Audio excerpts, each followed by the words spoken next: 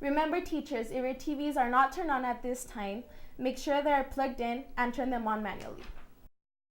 Nava, and today's date is August 24th, 2009. And coming up are your announcements and sports.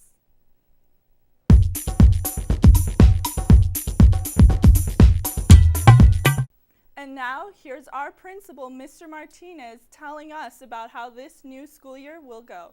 Hi, good morning. I'm here with Hanks High School's principal, Mr. Martinez. Mr. Martinez, it's the beginning of the school year, and I'm here to ask you a few questions about this upcoming school year.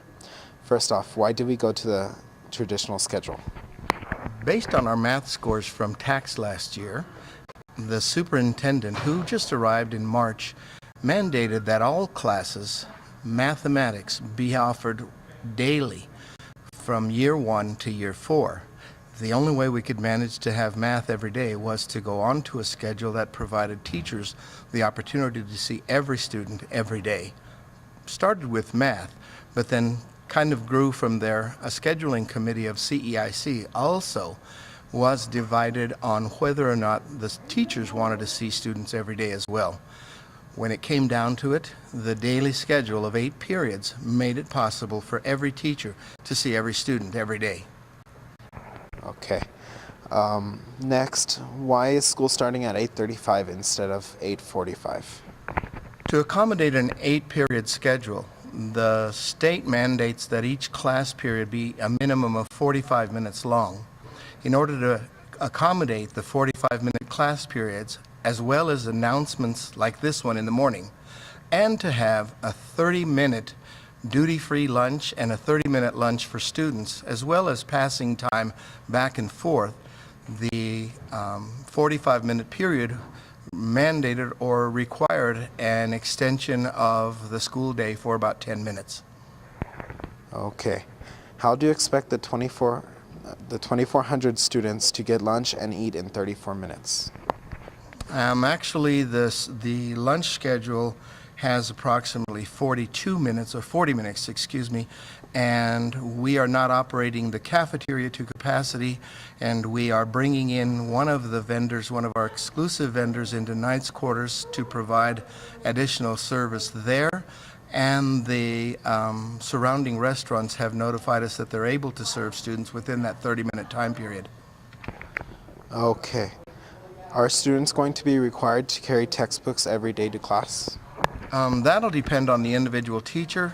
What we have suggested to teachers is to have a class set, and in cases where it's possible, for them to allow students to access homework online, any resources they need, as well as, where it's possible, to have a textbook at home in addition to the class set at school. Okay. How are you going to enforce the wearing your ID policy? Actually, what we're doing is we're hoping that students will in fact enforce that for us. The ID policy is really for us to recognize when students who are outsiders come into the building and create an issue of safety for us.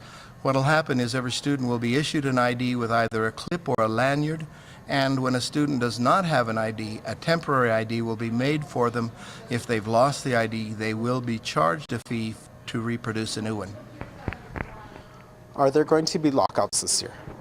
The teachers have requested that in the event that students are not in class, that we do another tardy sweep. I'm not sure lockout is the right word. Tardy sweep would be more appropriate.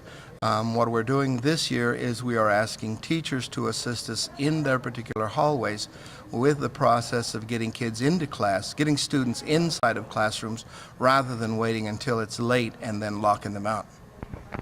Okay. What are the consequences for being tardy?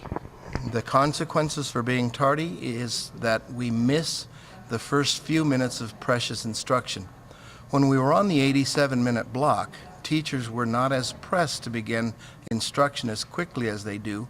Under the 45-minute period, teachers will be required to begin their instruction immediately, and students who are late actually will miss out on that anticipatory set or that beginning of the day lesson. Okay. What are your expectations for this school year? My expectations are that the traditions that we've begun for the last 2 years continue. One, that Hanks is the premier high school in this community, not only in Isleta, but in the entire metro El Paso region, and that we continue with our wonderful sports programs, our strong instruction, and the extracurricular activities that include academics, theater, and performing arts, as well as the all-around behavior of our students in the community representing We Are Hanks. How do you hope to improve school pride? I believe that the students are the main source of school pride. We have staff here who are new. We have staff who have been here since the day school opened. It is the students who make Hanks what it is. I'm going to ask that every day the students remind themselves what it is to be a knight or a damsel, and to make sure that Hanks stays the premier high school in El Paso region.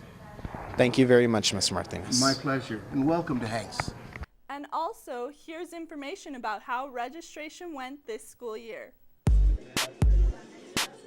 Registration ran from Monday, August the 10th through Friday, August the 15th. There were lots of different people that helped out with registration. The office staff, attendance office, business office, library, counselors, administrators, and then we also had several groups that came in and volunteered, like Interact and Student Council. Ms. Deloach came in and volunteered. Ms. Micheletti came in and volunteered. We had several teachers that came in to actually volunteer during the summer to help move things along and help people get through as quickly as possible. Registration went actually really smooth this year. Everything got done quick. Oh, I helped out in the booth. I was sorting papers and filing them most of the time. I sold shirts for a little while. And then I would just help people get around ease faster and make everything run smoother.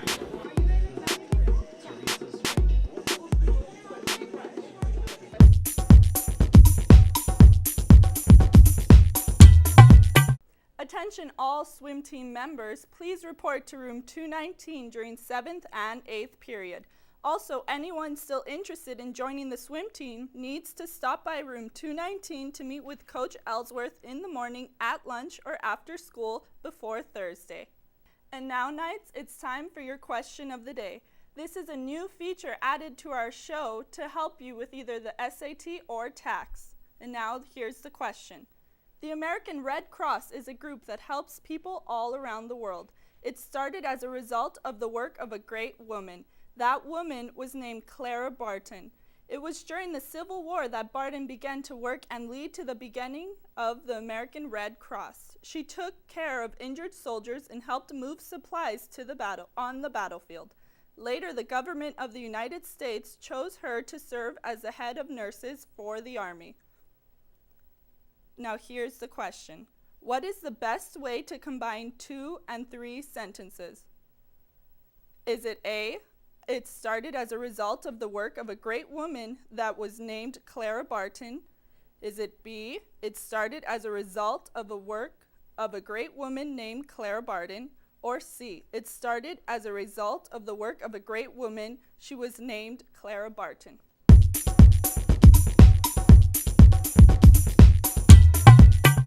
I think the correct answer is C. It started as a result of the work of a great woman named Clara Barton. I think the answer is B. I think the answer is C.